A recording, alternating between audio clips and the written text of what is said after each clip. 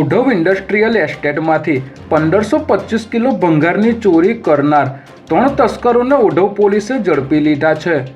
આ તસ્કરો ઉત્તરાયણના દિવસે ટ્રક લઈને ચોરી કરવા આવ્યા હતા અને એક દુકાનનું તાળું તોડીને ચોરોએ દુકાનની અંદર રહેલો અલગ અલગ ધાતુનો 1525 કિલો ભંગાર ચોરી કરીને ફરાર થઈ ગયા હતા, જેની બજાર કિંમત 1.17 લાખ જેટલી થાય છે। ત્યારે ઓઢવ પોલીસે બાતમીના આધારે સરસપુરના રહેવાસી રોહિત પટણી, મહેશ પટણી અને કુણાલ પટણી નામના 3 આરોપીઓની ધરપકડ કરી ચોરીનો મુદ્દામાલ કબજે કર્યો છે।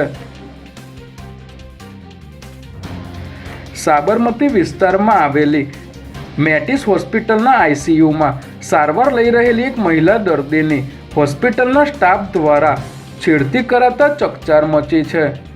પારિવારિક કારણોસર યુવતીએ દવા પી લઈ આપઘાતનો પ્રયાસ કરતા હોસ્પિટલમાં ખસેડવામાં આવી હતી, જ્યાં આઈસીયુમાં સારવાર દરમિયાન હોસ્પિટલમાં ફરજ બજાવતા ઇન્દ્રજીત રાઠોડ દ્વારા અડપલા કરાયા હોવાની ફરિયાદ નોંધવામાં આવી છે।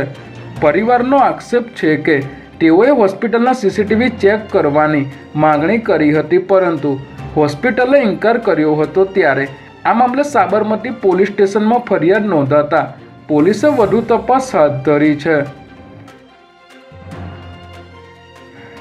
દર શનિવારે રજાની માંગને લઈને દેશના 8 લાખ જેટલા બેંક કર્મીઓ આજે હડતાલ પર ઉતર્યા છે।